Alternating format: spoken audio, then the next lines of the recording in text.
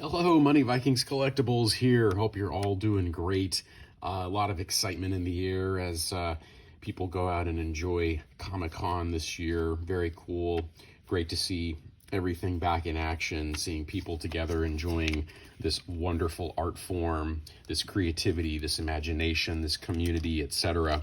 I'm going to do a quick short video here with a theme of aliens. These are books that I think have collectible potential, and they have a bit of an alien theme. These may not be the key books, but I'm going to introduce the concepts. The first one you might recognize is Predator from Dark Horse Comics from back in the 90s, early 90s. I think this one says, 1989. Never mind. The late 80s. Predator was the very popular, movie franchise. Such a cool concept of this really gnarly alien that lands on Earth, and you got the whole Schwarzenegger thing going on. I wish I had number one. This is number two, but I just always thought these books were just epic and really well done. This cover I think is amazing. I've always loved it. I have number two. Wish I had number one. But some of the high grades of this book in particular can be, I think, around the $100 mark. That raw copies can be picked up for much less than that and can be bargains, actually. So anyway, that's one to keep in mind in terms of aliens. And a lot of this, I was inspired by the images from the Webb telescope, and I thought, oh, that'd be cool to talk about aliens and sort of space type stuff. Okay, moving on to a very different type of alien, Vampirella. Vampirella is highly collectible, sought after. I'm not saying this book in particular is the one to have. This is more of the newer version. But Vampirella is such a fascinating character from planet Draculon, where blood flows in the rivers. It's a strange, planet of vampires. The planet was dying in the mythology of all this, and therefore Vampirella needed to come find Earth through her adventures. She is a good quote-unquote vampire, so kind of a dark heroine where she is trying to root out evil, but she is a vampire at the end of the day. So I have several of these, and some of them are just epic, and it just kind of has this like pulp, kind of odd pulp kind of vibe to it, and it's just like such a quirky idea for a comic. And you have this one that's kind of an homage to Marilyn Monroe, with Vampirella on it. But, just really a lot of fun and a really strange, interesting story that, I've always found fascinating. Here's the Vampirella Free Comic Book Day from a few years ago. Surprisingly, some of these Free Comic Book Day comics can be valuable, actually.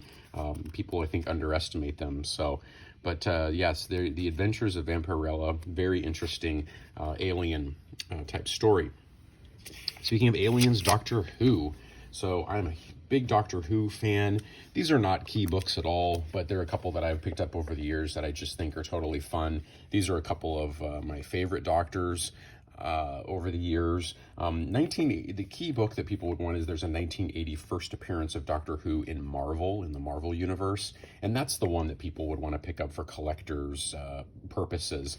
But that book is available, and people can pick up copies of that. But yeah, that'd be the key one. Otherwise, I just kind of enjoy the characters, and I enjoy the concept of Doctor Who. It's a really awesome, long-standing adventure, and of course a very key alien, quote unquote.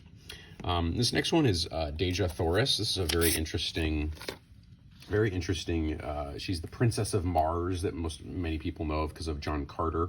She was the John Carter love interest. They have a child. But yeah, Dejah Thoris is the Princess of Mars, or the Queen of Mars, however you want to put it. This is the Perillo cover, which is popular. This is a modern comic in the purple edition. So I think this could be a collector's item over the years. But Dejah Thoris is a really interesting, kind of Mars thing, and she's surviving this, weird landscape in Mars with all these strange creatures. So that's a really fun one as well. And of course we have not an alien, but Barbarella Adventures in Space. This is also a comic book based on the famous movies. But sent into space by the president of Earth.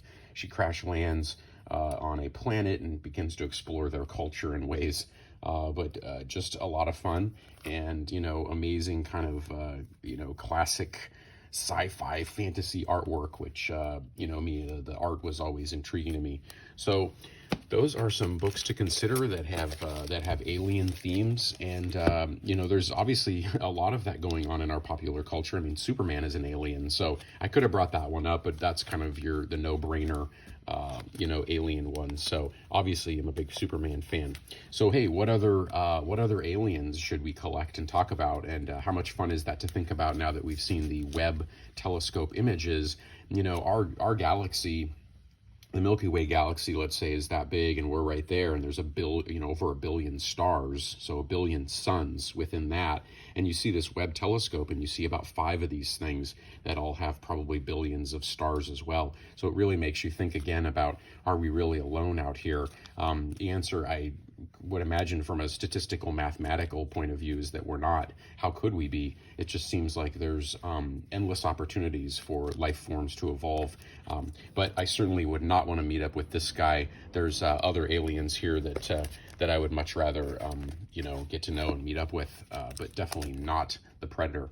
Hey, hope you enjoyed this. Please like and subscribe, and take care. Enjoy Comic-Con, and have a good one. Thank you. Bye.